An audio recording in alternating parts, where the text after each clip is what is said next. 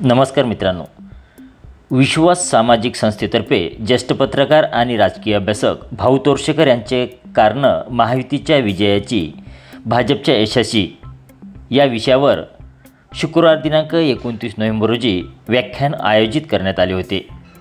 नौपाड्यातील हितवर्धिनी सभेच्या मैदानावर झालेल्या या कार्यक्रमाला नागरिकांचा उत्स्फूर्त प्रतिसाद मिळाला. विश्वास सामाजिक संस्थेच्या वतीने संजय वाघुले, भाजपा शहराध्यक्ष ठाणे जिल्हा, तसेच संस्थेच्या सदस्या वृषाली वाघुले यांनी भाऊ तोरशेकर यांचे स्वागत केले. यावेळी भाऊ तोरशेकर यांनी व्याख्यानादरम्यान सांगितले की महाराष्ट्रात गेली 5 वर्ष देवेंद्र फडणवीस यांची मी पुन्हा येईन म्हणत चेष्टा करण्यात आली. तेव्हा शरद पवार म्हणत होते की हा चेष्टेचा विषय आहे. मात्र या निवडणुकीत चेष्टा करणाऱ्यांची चेष्टा झाली असे भाऊ तोरशेकर म्हणाले. तर ऐकूया भाऊ तोरशेकर यांचे संपूर्ण व्याख्यान. तो फरक तिथे पडतो की समजवणं सोपे आहे, पण समोर समजून येणारा नसेल तर काय करायचं. आणि माझीच गंमत बघा, म्हटलं मी पॉलिटिकल सायन्सचा विद्यार्थीच नाहीये, मी आर्किटेक्चरचा स्टुडंट आहे आणि माझे अंदाज बरोबर येतात आणि तुमचे चुकतात, कारण तुम्ही सगळे उल्हास बापटात.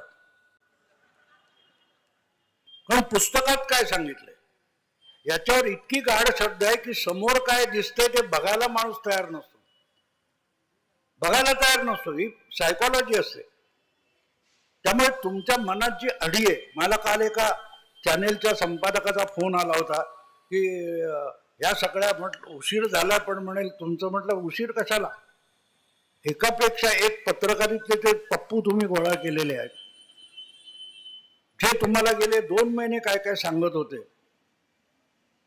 ते तुम्ही खुलवून सांगत होता, पण समोर आहे हे समजून घेण्याचा पण प्रयत्न केला नाही.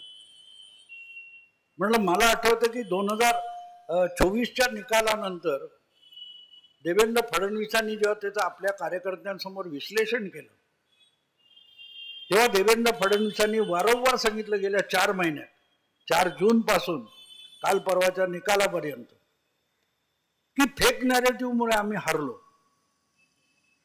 तर त्यावर प्रतिक्रिया देताना माझा फडणवीसांविषयी एकच आक्षेप होता की फेक नॅरेटिव्हमुळे बीजेपी किंवा एनडीए हरली नाही, बीजेपी किंवा एनडीए हरली हा फेक नॅरेटिव्ह आहे. आणि मग मी त्याच्यावर पण व्हिडिओ केले.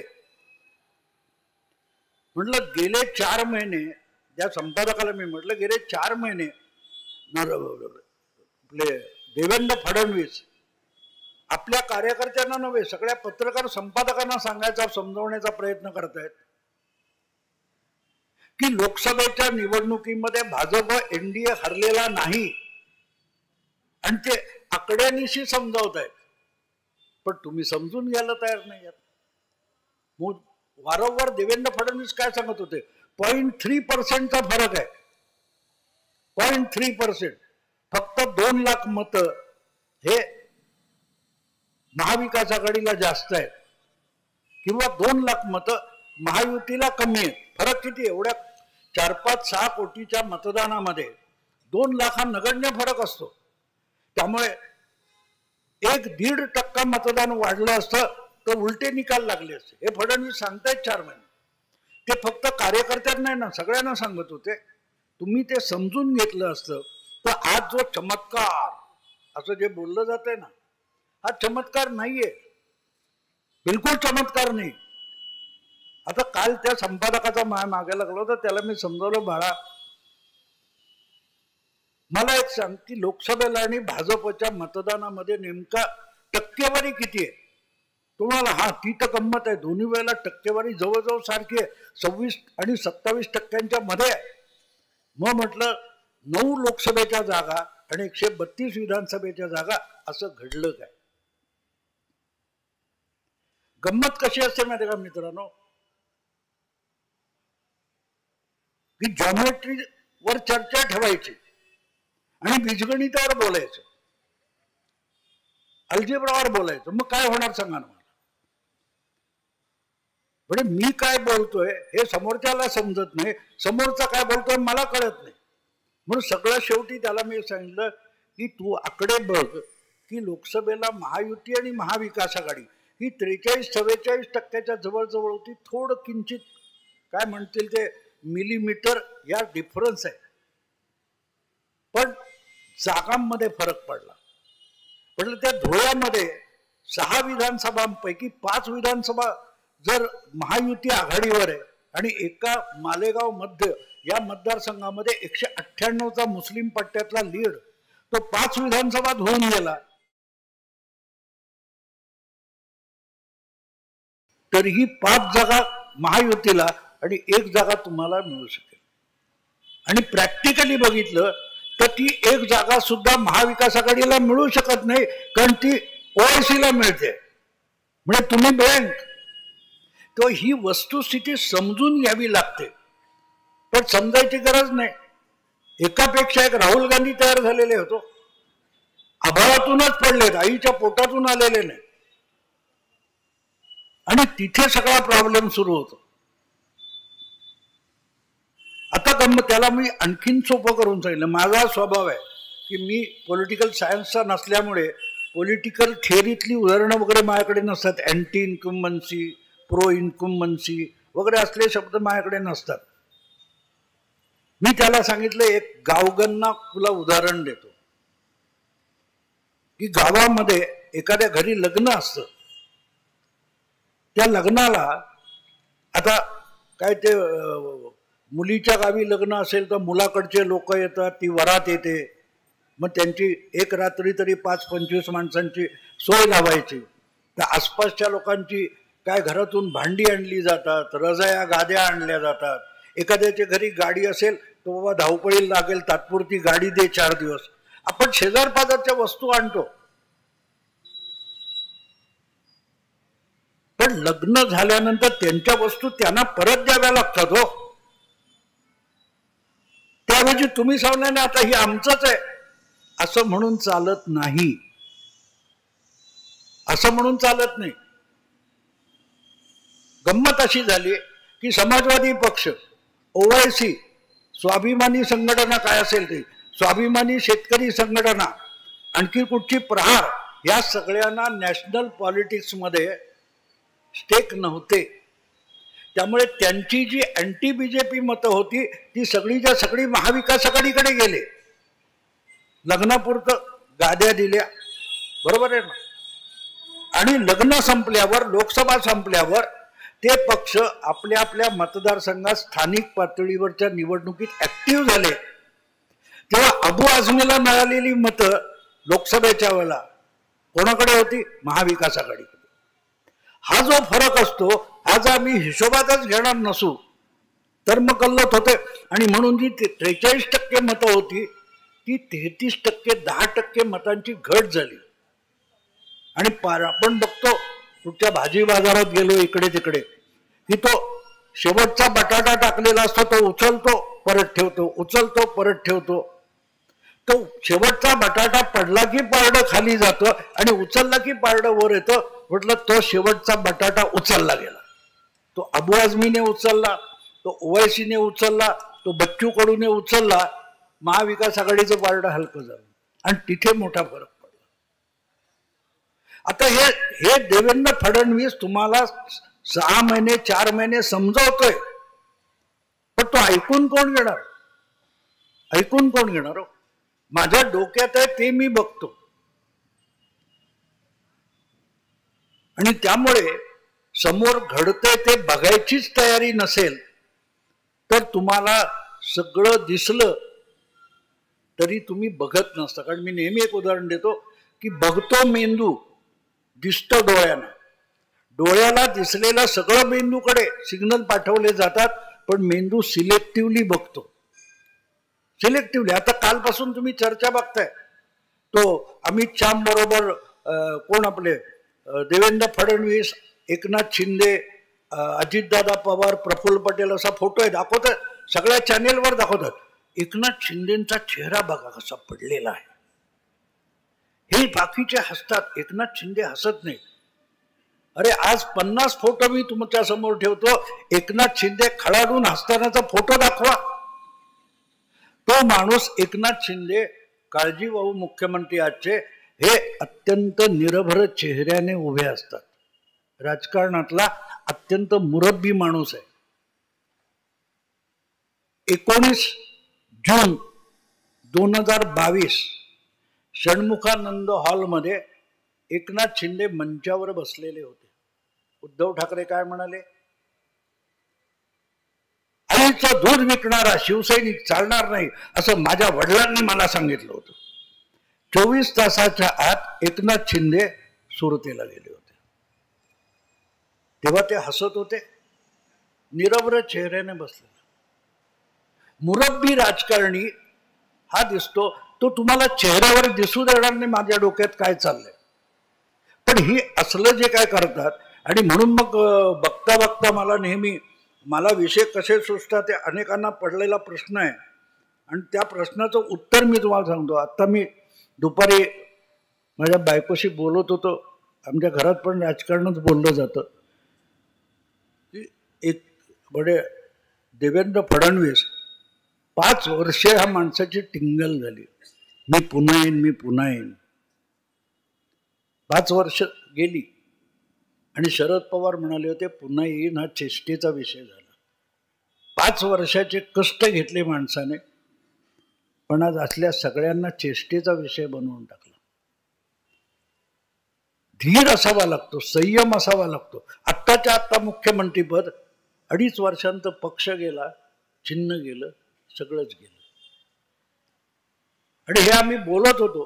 म्हटलं मला देवेंद्र फडणवीस असोत, एकनाथ शिंदे असोत, याच्यातले भविष्यात यांच्यामध्ये मला भविष्यातले नरेंद्र मोदी दिसतात, अमित शहा दिसतात. हे लंबी रेस के घोडे आहेत.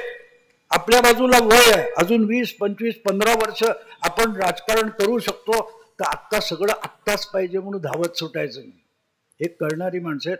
आणि असं बोलत असताना म्हटलं बघ, मी बायकोला म्हणालो बघ, ते मोदीला म्हटलं 12-15 वर्ष सगळे छळत होते, सगळे टपले छळण्याला, असं माझ्या तोंडातून वाक्य गेलं. आणि मला एकदम बालपणीची ती कविता आठवली, चिमणीला मग पोपट बोले वगैरे, सगळे टपले छळण्याला, चिमणीला मग पोपट बोले, काग तुझे डोळे ओले. आणि मी पटकन, माझा जरा स्वभाव अतरंगी आहे, त्यामुळे तिला म्हणालं अरे खरंच नाही स्वाती, आता म्हणता येईल, सुप्रिया ताईला मग देवेंद्र बोले, काग तुझे डोळे ओले. आणि एक विषय तयार झाला मित्रांनो. ताईला मग देवा बोले, काग तुझे डोळे ओले, काय सांगू बाबा तुला, अधिक मी माझा घरटा नेला. विषय असे तयार होत. आता यात मी काय म्हणतोय ते तुम्हाला नुसत्या 4 शब्दात कळतं. पण हे समजून घेण्यासाठी मुळात काय घडतंय हे डोळसपणे बघावं लागतं.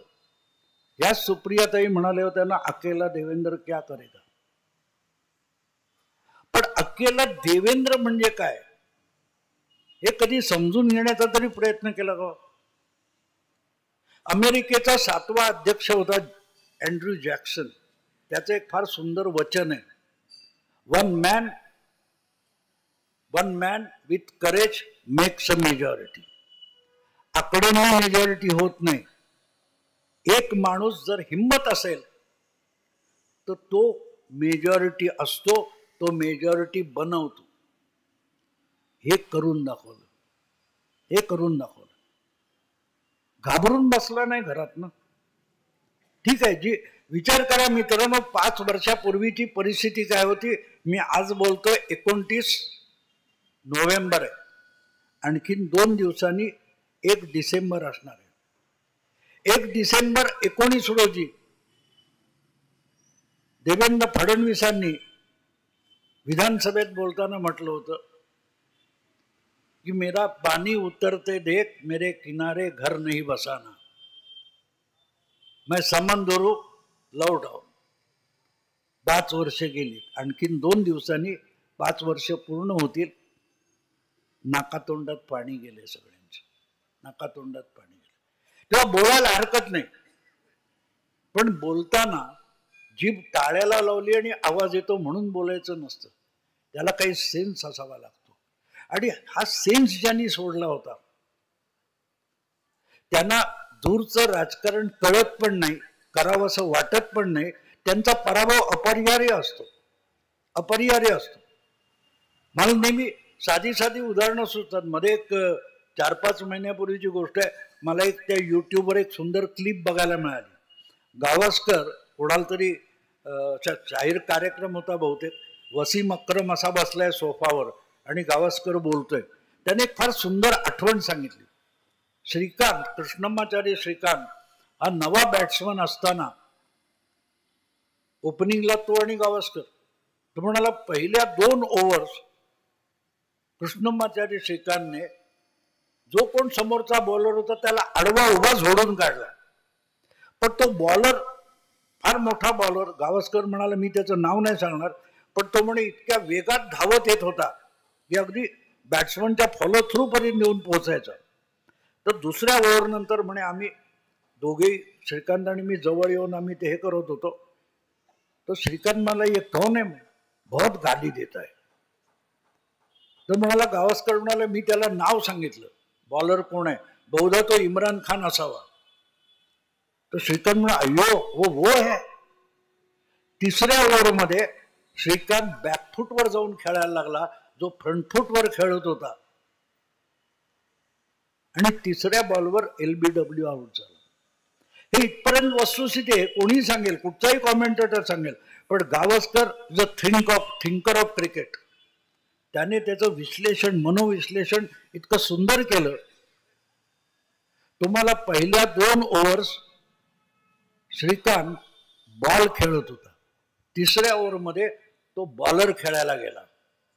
क्रिकेटर बॅट्समनने बॉल खेळायचा असतो, बॉलरशी खेळायचं नसतं. ह्या सगळ्यांना देवेंद्र फडणवीस पुरून उरलेत ना, कारण त्यांना माहिती आहे आपण बॉलरशी नाही खेळायचं, बॉल खेळायचं. आज आपण बघतोय जे घडलेलं हा चमत्कार नाहीये मित्रांनो, चमत्कार नाही. चमत्कार कधी असतो मित्रांनो, अनाकलनीय असतो ते. पण तुम्ही समजून घेतलं. मी एक माझं उदाहरण आणखीन एक आहे की एक दगड शिळा असते, आपण ती दगडाची शिळा बघतो, ते आपल्या सगळ्यांना दगड दिसत असतो. पण एखादा शिल्पकार असेल, आर्टिस्ट असेल, त्याला त्याच्यात मूर्ती दिसते आणि तो छिन्नी हातोडा घेऊन बाकीचं सगळं कोरून कोरून बाजूला करतो आणि मूर्ती दिसते. आपल्याला वाटलं चमत्कार, नाही, दृष्टीचा भाग असतो. आपण ज्या दगड बघतो त्याच्यात तो एक शिल्प बघतो. आणि म्हणून महत्वाचं असतं की ती सगळी प्रतिकूल परिस्थिती, सगळे भाजपवाले आणि हडबडून गेले होते. काय झालं. आणि मला आठवतं मी हिंदी युट्यूबर्स आमचे आहेत ते मला नेहमी बोलवतात. मी जातो, जयपूर डायलॉग्स आहे, ओमकार चौधरी आहे किंवा तो अभिषेक तिवारी आहे, ते बोलवतात आणि ते म्हणे क्या हो गया. म्हणलं कुछ नहीं हुआ, कुछ नहीं हुआ, हमारे लोग उदासीन बैठ गए तो होगा. अगर हमने काम नहीं किया है तो गलती हमारी है, हमको कोई किसी ने हराया नहीं. आणि त्यांना पटत नव्हतं. आत्ता 1 महिना झाला, आज 29 तारीख आहे. मी गेल्या 28 ऑक्टोबरला जयपूरहून दिल्लीला आलो. 25, 26, 27 आमचं जयपूर समिट होतं. तिथे जो भेटायचा तो विचारायचा महाराष्ट्र में क्या हुआ, मग थम्पिंग मेजॉरिटी. त्यांना गंमत होती, त्यांना खरं वाटत नव्हतं. एवढंच काय, त्याच्या आधी जयपूर समिटच्या आधी हरियाणा झालं, तेव्हाही या लोकांचा फोन यायचे. मी त्यांना म्हटलं देखो हरियाणा में चमत्कार होगा. त्यांना पटत नव्हतं, कारण ते तर नॉर्थ इंडियातले होते. त्यांना म्हटलं फरक बघा की मोदींची मेजॉरिटी गेली आहे, त्यानंतर हसीनाबाजेत झालं. पहिल्यांदा बांगलादेशमध्ये हजारो लाखो हिंदू रस्त्यावर उतरले, त्याची प्रतिक्रिया पश्चिम बंगालमध्ये सिलिगुडीला उमटली आणि त्यानंतर हिमाचल प्रदेशमध्ये त्या सिमलाच्या मशिदीमधलं जे प्रकरण झालं, तोडायला हजारो लोक उतरले. हा हिंदू पछतावा आहे म्हटलं, हिंदू पछतावा आहे. म्हटलं आखिर मोदी कौन है, मोदी हमारा बेटा है, हम हिंदू है. मोदी नहीं हारा है, हारे तो हम है क्योंकि हमने गलती की है. ठीक आहे, मोदींचं पटत नसेल तुम्हाला, थोडं इकडे तिकडे वाटत असेल, पण ज्या प्रकारे मतदानामध्ये हिंदूंनी उदासीनता दाखवली त्यामुळे 303 वरून 240 झालं. पण आपण एवढी शिक्षा देणं योग्य आहे का? हा जो पछतावा सुरू झाला, म्हटलं त्याची जबरदस्त रिॲक्शन येणार. ती हरियाणात आली. त्यांना तेव्हा पटत नव्हतं. म्हटलं जे करणार ते हिंदू करणार. तो बोले आप मोदी को बेटा बोलते हो ना? बिलकुल बेटा आहे. म्हटलं घरात एखादं खोडकर पोर असतं ते फारच मस्त वालपा, आपण 2 धपाटे आईबाप देतात, पण चुकून वर्मी जर फटका बसला तर पोराला डॉक्टरकडे हॉस्पिटलमध्ये न्यावं लागतं, आणि त्या हॉस्पिटलमध्ये ट्रीटमेंट चालू असताना पोर रडत नाही, एवढे आईबाप रडतात. आपण मोदीचे आईबाप आहोत. हा पछतावा यानंतरच्या प्रत्येक निवडणुकीत तुम्हाला मोठे धमाके करताना दिसेल. हा म्हणजे भाजपचा नाही हो, हा विजय हिंदूंचा विजय. हा विजय हिंदूंचा आहे. कारण लोकसभेमध्ये सगळे अॅनालिस्ट कौतुक सांगत होते की मुस्लिम कन्सोलिडेशन, दलित कन्सोलिडेशन. म्हटलं हिंदू झोपलेला सिंह असतो, त्याला झोपू द्यायचा, लाथ नाही मारायची. तो एकदा उठला की मग तुमचं अवघड होतं, आणि ते होणार आहे. आणि ते झालं तेव्हा मग जयपूर समिटमध्ये माझं खूप कौतुक चाललं होतं, जो तो मला येऊन भेटायचा. कारण मी पहिल्यापासून सांगत होतो हरियाणात हे होईल, आणि तिथे मी सगळ्यांना सांगितलं होतं असं असं होणार, आणि ते झालं. याचं कारण मित्रांनो असं असतं की हा विजय हिंदूंचा काय, की हिंदू, मी सांगतो, हिंदू सायकोलॉजी जी आहे, आपली मानसिकता आहे, आपण कोणावर हल्ला करत नाही. हिंदू धर्माचा प्रचार प्रसार करायला कोणी गेलं, काय केलं, हे इतिहासात पुराणात देखील तुम्हाला सापडणार. कारण सेक्युलरिझम नावाचं जे काही थोतांड आहे ते म्हणजेच हिंदू आहे. हिंदू असणं म्हणजे सेक्युलरिझम असतो. दिल्लीच्या जामा मशिदीचा इमाम बुखारी याची मुलाखत माझ्याकडे आहे. त्याच्यात तो स्पष्टपणे सांगतो की हा देश कुठचा पक्ष आणि कुठच्या नेत्याच्या मेहरबानीने सेक्युलर नाहीये. या देशात बहुसंख्य हिंदू आहेत म्हणून हा देश सेक्युलर आहे, आणि म्हणून हा देश सेक्युलर ठेवायचा असेल तर हा बहुसंख्य हिंदूंचा राहायला पाहिजे. ज्या क्षणी तुम्ही त्यातला हिंदू टक्का घटवता त्या क्षणी सेक्युलरिझम आपोआप संपतो.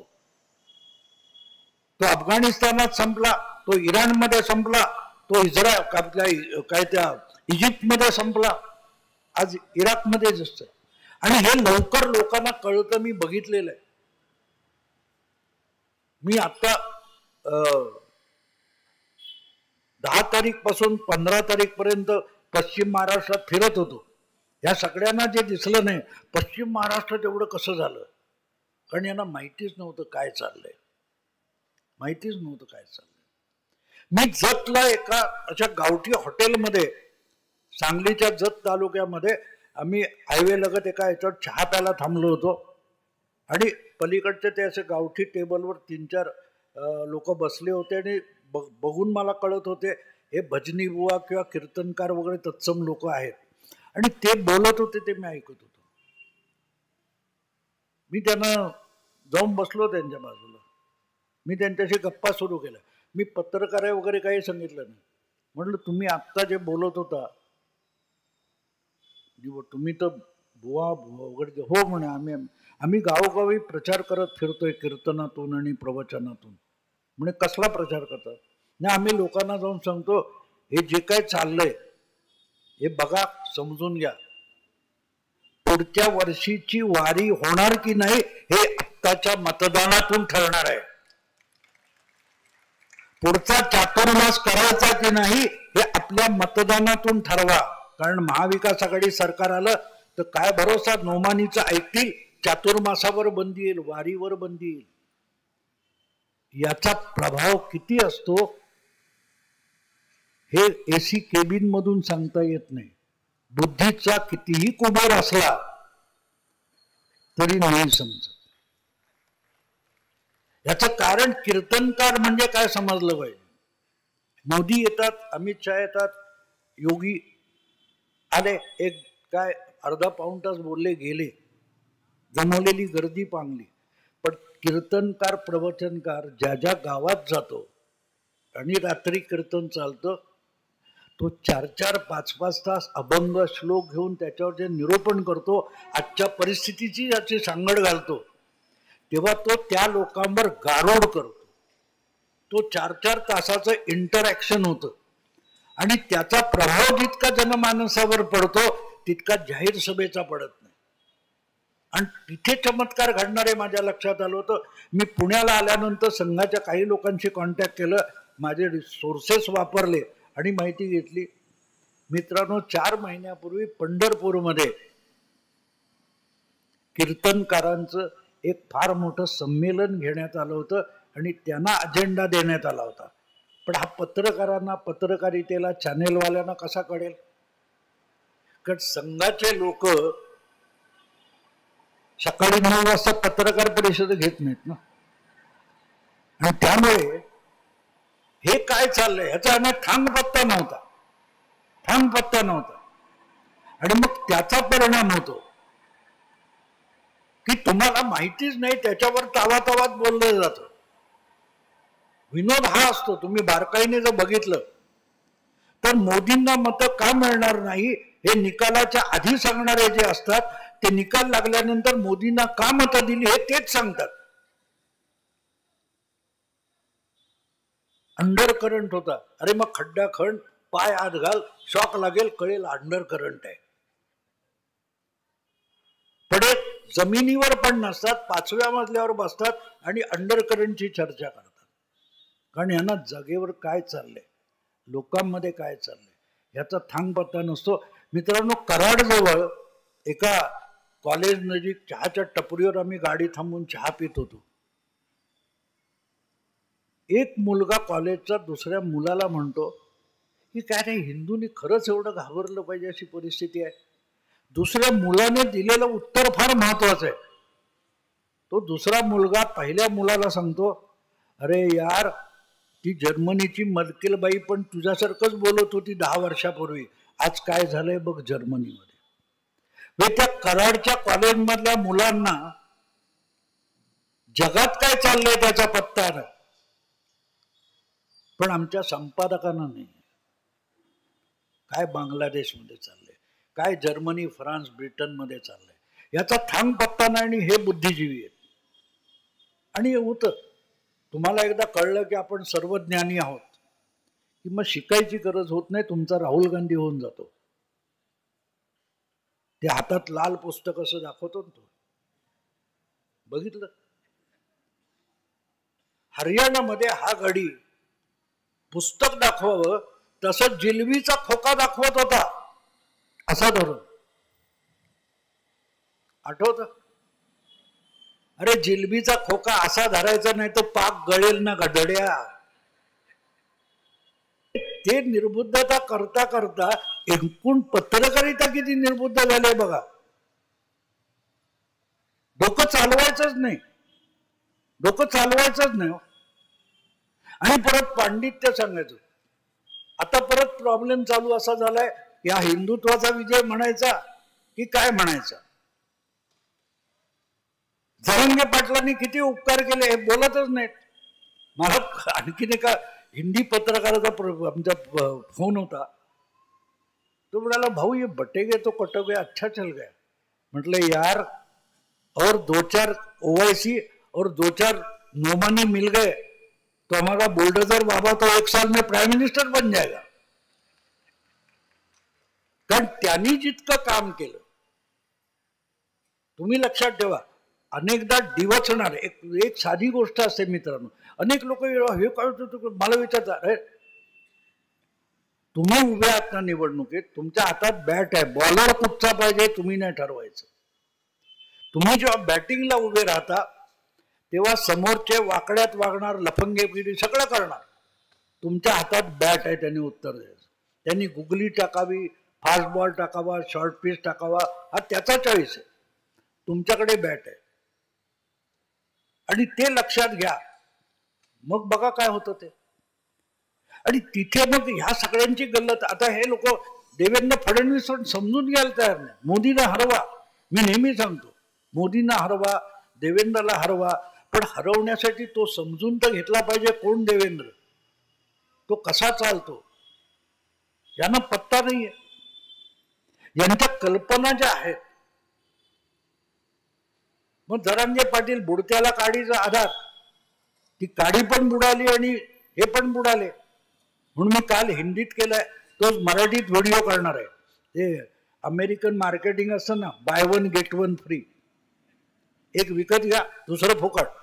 त्यामुळे आज परिस्थिती अशी आहे, काँग्रेसची आणि महाविकास आघाडी किंवा शरद पवारांची परिस्थिती अशी आहे की उद्धव विकत घेतला, राऊत फुकट आला. तेव्हा राऊत उभाठा शिवसेना बुडवणार हे सत्य होतं, तथ्य होतं. पवार बुडाले हा बोनस आहे. पवार फ्री मध्ये बुडवून देतो.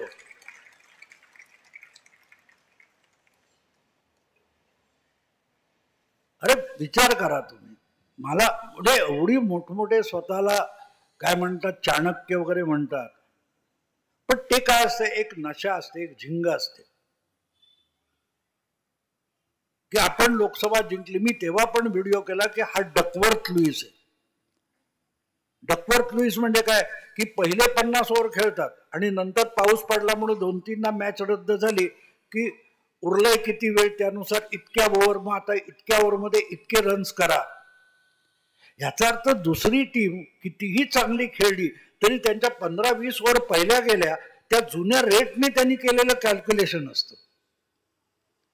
त्यामुळे प्रॅक्टिकली डकवर्थ लुईस हा अन्याय असतो. पण खेळ चालू राहायला पाहिजे, नियम म्हणून ते स्वीकारायचं असतं.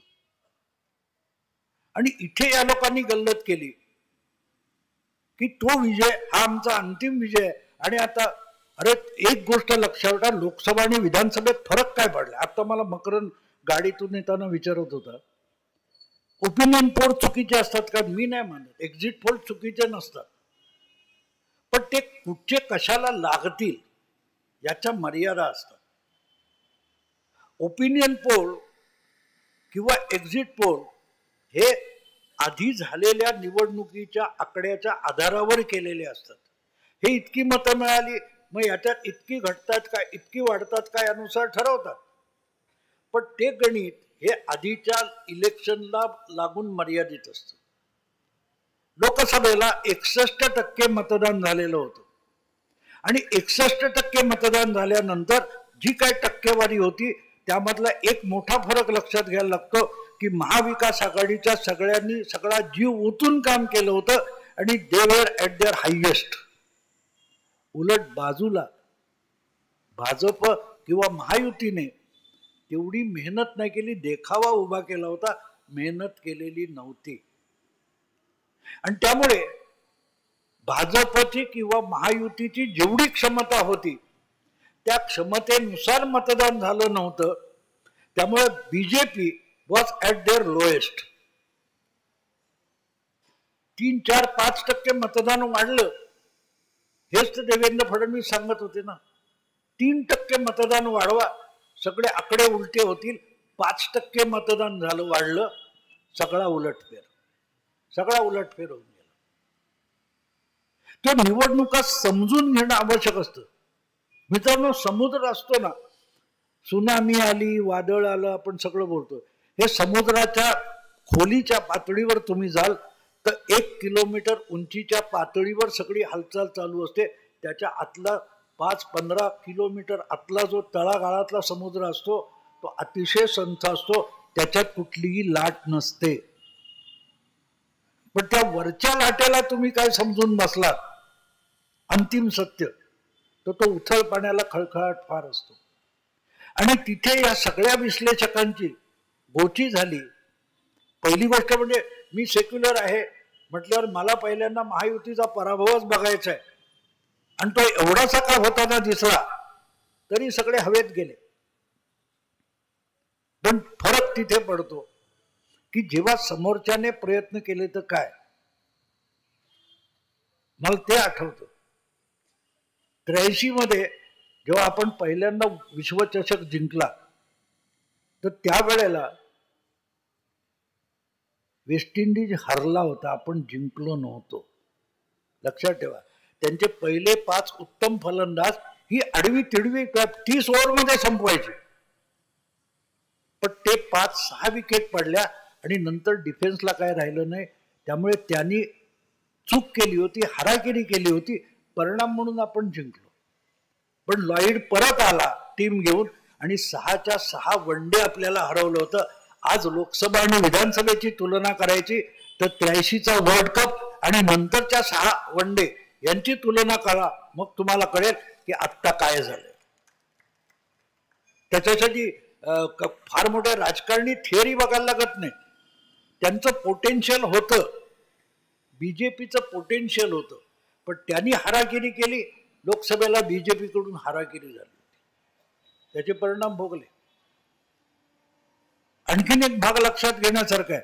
आता जे काय चाललंय ना, एकनाथ शिंदेचा चेहरा उतरलाय, अजितदादा अमुक करणार तमुक करणार. अरे कशाला करेल? अजितदादाला त्यांच्या काकाच्या विरोधात खंबीर आपल्या पायावर लोकसभेच्या वेळेला आता त्यांचा विश्वास बसलाय. एकमेकांची मतं एकमेकाला ट्रान्सफर झाली. पहिले इस्तेमाल करे फिर विश्वास करे. आज जेव्हा तरीही त्याला बरोबर ठेवलाय, त्यानंतर त्याला आपल्या पायावर उभा केलाय. जर अमित शहाने आणि काकांनी आपल्याला नुसती पदं दिली पण आपल्या पायावर उभं केलं नाही, लिफ्ट दिली पण पायाने चालू दिलं नाही. हा जो अजितदादाचा अनुभव होता, त्यातून बाहेर पडून आता अजितदादा हा यांना हायकमांड, यांना काका मानणार आहे. हा फरक असतो राजकारणात. राजकारण हा दीर्घकालीन एक प्रक्रिया आहे. त्याच्यात आत्ताच काहीतरी मिळालं पाहिजे म्हटलं की तुमचा उद्धव ठाकरे होतो. मिळालं, टिकलं किती, टिकलं किती. मला आठवतं जेव्हा 2014 मध्ये युती तोडली गेली, माझ्या ब्लॉगवर तुम्हाला अजून लेख सापडतील. मी भाजपला उभं आडवं झोडपून काढलेलं आहे, कारण तेव्हा युती तोडायची वेळ नव्हती. याच्यात भाजपला भविष्यात फार मोठी किंमत मोजावी लागेल हे मी म्हटलं होतं. मी तेव्हा भाजपवाल्यांनी खाली घातलेल्या शिव्या आजही आहेत तिथे. हा मार्मिकचा संपादक होता, हा शिवसैनिक आहे. म्हटलं मी शिवसैनिक नसतो, भाजपवाला नसतो, मी फक्त पत्रकार आहे. मी टीका कोणावरही, पवारांवर असो किंवा आणखी कोणावर असो, टीका कधी करतो की जेव्हा तुमचा अजेंडा, तुमची तत्व, तुमची काय पॉलिसी आहे तिला सोडून तुम्ही तुमचं भविष्यातलं नुकसान करताय असं दिसतं. ही गोष्ट, ही कृती ही तुम्हाला हार्मफुल आहे असं वाटतं, तेव्हा मी तुम्हाला झोडतो, आत्महत्या करण्यापासून रोखायचा प्रयत्न करतो. माझं नुकसान देवेंद्रनी कबूल केलं ना माझ्याकडे की तुमचं म्हणणं बरोबर होतं, की तेव्हा बिनशर्त पाठिंबा काकांनी दिला. भाजप पण हुरळला होता ना, उद्धवला दुखावलं होतं. पुढची 5 वर्ष त्याची किंमत मोजावी लागली. या सगळ्याची गरज नसते, म्हणून ती वेळ येईपर्यंत थांबायला पाहिजे. पण ठीक आहे, डोपरा फुटल्यानंतर जर भाजपवाले शहाणे झाले असतील तर ते म्हणतात ना, सुबह का भूला शाम को लौट आहे, तसं असतं. आणि मला आठवतं मी त्यानंतर परत एकदा हे दोघे एकत्र आले सरकार.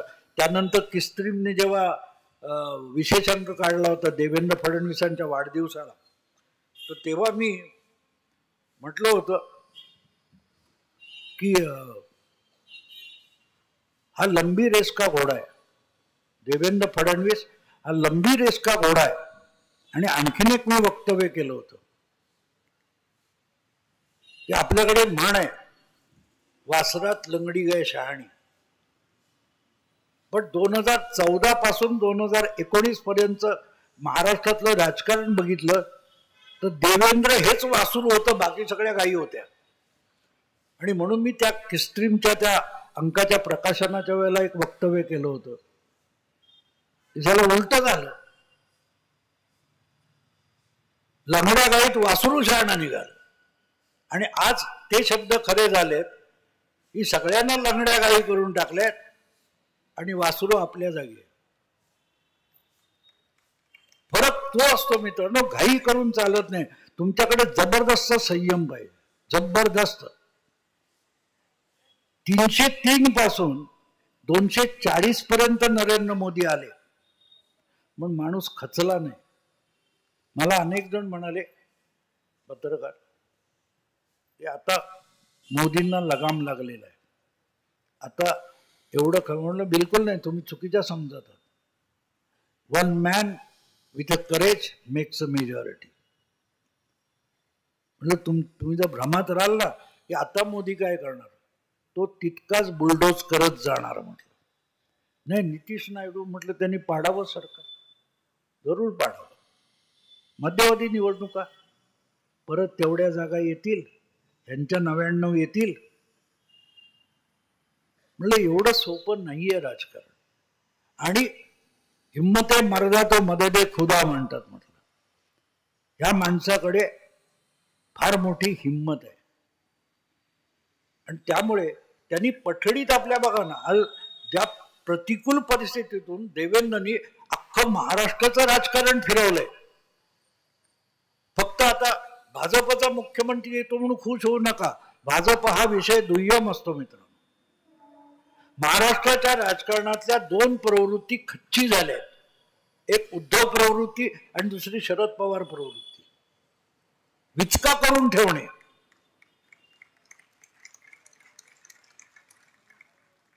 अनेक भाजपवाले संघवाले पण चिडचिडून बोलायचे माझ्याशी, कशाला अजितदादाला घ्यायचं होतं. आता कळलं अजितदादाला काय घ्यायचं होतं. सुपडा साफ होऊन गेलाय, सुपडा साफ होऊन गेला.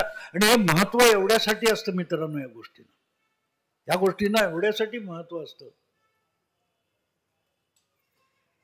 20 वर्ष मागे जा, 20 वर्ष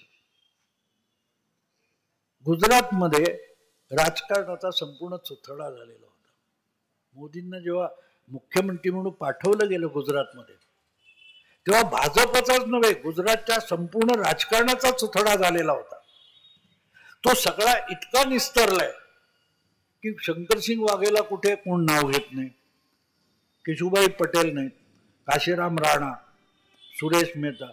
एक नाव 2000-2004च्या दरम्यान गुजरातमधले दिग्गज म्हणायचे, काँग्रेसमधले असोत किंवा भाजपमधले असोत, कोणी राहिलेलं नाही. अहंकारी असलेला एकही नेता आज गुजरातच्या राजकारणात शिल्लक उरलेला नाही. हा अडवेल तो पाडेल, नो. गुजरात प्रगती पथावर आहे. नाव घेण्यासारखा मंत्री मुख्यमंत्री नाहीये, ना विरोधी नेता आहे, आणि गुजरात प्रगती पथावर आहे. सरकार स्मूथली चाललंय, राजकारण स्मूथली चाललंय. कारण विचका करणाऱ्यांना संपवल्याशिवाय राजकारण स्मूथली चालत नाही.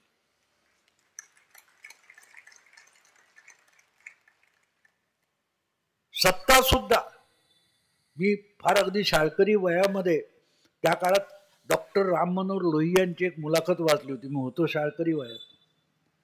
त्यावेळेला समाजवादी पक्ष जोरात होता आणि त्या पत्रकाराने डॉक्टर राम मनोहर लोहिया, जे समाजवादी नेते आणि विचारवंत होते, त्यांना प्रश्न विचारला होता की तुमच्या पक्षाचं बहुमत आलं तर तुम्ही पंतप्रधान व्हाल का. ते म्हणाले नाही, मी पक्ष सोडून देईन. तुम्हाला का? त्यामुळे माझा पिंड विरोधी पक्षाचा आहे. तेव्हा माझ्या पक्षाचं सरकार आलं, त्याला ठोकून काढणारा कोणतरी विरोधी पक्ष पाहिजे ना.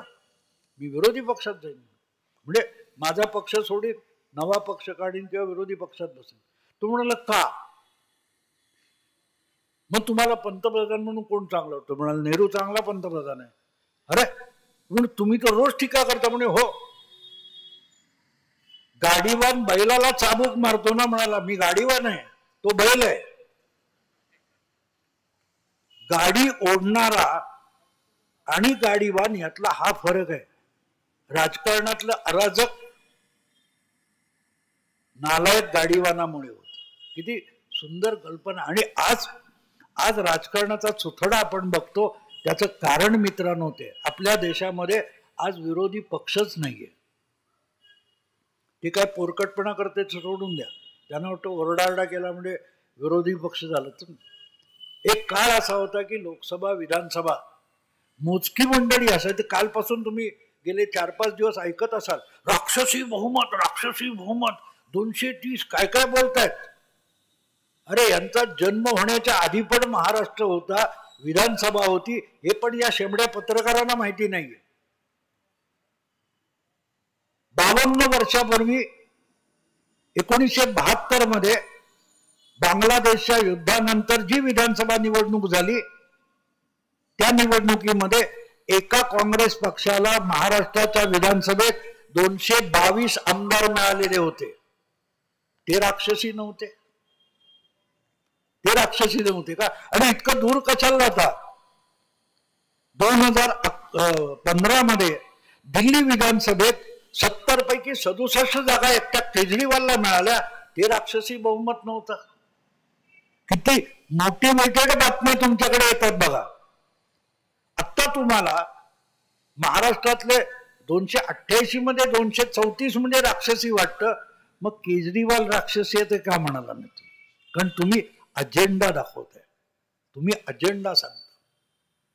पण जे कोणी मुठभर होते, रामभाऊ म्हाळगी होते, आमच्या मुंबईचे हसू अडवाणी होते, 2-3 जनसंघाचे, 2-4 समाजवादी जनसंघाचे, 10-12 शेका पक्षाचे, पण इतके कृष्णराव धुळूप होते कल्याणचे. इतकी दांडगी माणसं होती की हे 25-30 विरोधी आमदार हे 222 आमदारांच्या काँग्रेस सरकारला धारेवर धरत होते. सोपं नव्हतं मित्र, कारण ते विरोधक होते, ते गाडीवान होते. आज गंमत आहे की चालवायला बसलेलाही बैल आहे आणि गाडी ओढणाराही बैल आहे. प्रत्येकाला बैल व्हायचं, गाडीवान व्हायला कोणी तयार नाही. म्हणून मला हा विषय पण निघाला असा की एक चॅनेलचा अँकर मला म्हणत होता तुम्ही पाहिजे वगैरे वगैरे मुलाखतीसाठी. म्हटलं काय तुम्हाला यातलं काही कळत नाही, तुम्ही कशाला चर्चा करता म्हटलं. तेव्हा मग हा विषय निघाला. म्हटलं हे विरोधी पक्षाने विरोधी मानसिकता असलेला कोण नाहीये. म्हटलं 4 वर्षापूर्वी कधीतरी राज ठाकरे बोलला होता मला विरोधक म्हणून एवढा, मला ते आवडलं होतं. कारण तुम्ही सत्तेवर नजर ठेवलीत की बेरजेचं गणित सुरू होतं, सत्तेचं वाटप सुरू होतं, पण ती सत्ता चाकोरीत ठेवणं हे काम कोणी करायचं. आणि कुठलंही काम छोटं नसतं मित्रांनो. मला आठवतं की ते काय म्हणतात ते अपोलो पहिलं उतरलं, अपोलो 11 चंद्रावर, तेव्हा त्या नासा मधल्या एका लेप्टमनची मुलाखत टाइम मॅगझिन मध्ये मी वाचली होती. तर ते मला एक होतं लेप्टमनची मुलाखत का, तर त्या माणसाने जवळजवळ 12 वर्ष, लेफ्टमन होता तो, त्यांनी सुट्टी घेतली नव्हती. आणि त्याला विचारलं की तू 12 वर्ष सुट्टी का घेतली नाही? तुम्हाला नाही, मग आमचं मिशन लेट झालं असतं. तो इंटरव्ह्यू घेणारा म्हणाला तू तर लेफ्टमन आहेस, तू काय शास्त्रज्ञ नाही आहेस? तो म्हणाला नाही, म्हणा मी शास्त्रज्ञ नाहीये, पण इथे जेवढे शास्त्रज्ञ काम करतात ना, त्यांना कुठच्या मजल्यावरून कुठल्या मजल्यावर जायचं, कुठल्या वेळेला त्याला कुठल्या मजल्यावर जायचंय हे मला माहिती आहे, त्याला मला सांगावं लागत नाही. आणि ते सांगताना त्याच्या विचाराची शृंखला तुटते आणि त्याला ती पहिल्यापासून सुरुवात करायला जो वेळ लागतो तो मी वाचवत होतो. टाळ्या वाजवल्यात मित्रांनो. आपल्याकडे संघाचा स्वयंसेवक काय वेगळं काम करतो का? तो 9 वाजता पत्रकार परिषद घेत नाही रोज. मी 3 नोव्हेंबरला व्हिडिओ टाकलाय, 23 तारीखला हे सगळे म्हणतील संगम शरणम गच्छामी. 20 दिवस आधी, कारण संघवाले कसं काम करतात ते मी बघितले. ते बोलणार नाहीत, सांगणार नाहीत, ते काम करतात. आणि तिथे ह्या सगळ्यांची गल्लत होते की यांना पत्रकार परिषदेतून ओरडून सांगावं लागतं की आम्ही हे करतोय, नाहीतर ह्यांना बघायला वेळ नाहीये. आणि त्यामुळे जो काय घडला तो चमत्कार आहे असं मी बिलकुल मानत नाही. हे होणारच होतं, होणारच होतं. कारण मला दिसत होतं, जाणवत होतं, मी ज्यांना भेटत होतो त्या प्रत्येकाच्या डोक्यात हे होतं म्हणजे मोदींना जेवढा 240 आकडा दुखला नाही तितका तो हिंदूंना दुखलेला आहे. आणि मी म्हणजे उदाहरण दिलं तुम्हाला की पोर ट्रीटमेंट करताना रडत नाही, एवढे आईबाप रडतात. हिंदू सामाजिक मानसिकता जी आहे ती तशी आहे आणि म्हणून त्याचे परिणाम होणारे मला माहिती होतं. पण मुद्दा असा आहे की हे थांबणार नाही. मला आठवतं 2024चा जो माझा अंदाज चुकला तो आकड्यांचा अंदाज चुकला, पण माझी कल्पना चुकली नाही. माझ्या पुस्तकाचं 2024 साठी ज्या कल्पनेवर आधारित मी पुस्तक लिहिलं त्यात मी म्हटले त्या पुस्तकाचं नाव अश्वमेध 2024 आणि त्याच्यात मी स्पष्टपणे लिहिले की ही निवडणूक मोदी लढवत नाहीयेत. याला अश्वमेध मी एवढ्यासाठी म्हणतो की जो अश्वमेध करणारा चक्रवर्ती असतो तो दुसऱ्यांचं राज्य बळकावत नाही, तो स्वतःला केंद्र शासन म्हणून घोषित करतो आणि ज्याचं ऑब्जेक्शन असेल त्याने घोडा अडवावा, मग लढाई होईल. हरियाणात घोडा अडवला गेला, महाराष्ट्रात घोडा अडवला गेला, लढाई झाली. जिथे जिथे घोडा अडवला गेला तिथे तिथे आता लढाई होईल. आणि जेव्हा लढाई होते तेव्हा चक्रवर्तीचं वर्चस्व मान्य केलं तर तुमचं राज्य तुमचं राहू शकतं, फक्त त्याला चक्रवर्ती माना. नाही मानलात तर तुमचं राज्य खालसा केलं जातं. तेच महाराष्ट्रात झालं. यापेक्षा अधिक सांगायची आवश्यकता आहे असं मला वाटत नाही. मित्रांनो, मी दमलेलो आहे, मी आता इथे थांबतो. फार ऊर्जा नाहीये, पण तुम्ही इतक्या अगत्याने आलात, मला यावं लागलं. नमस्कार.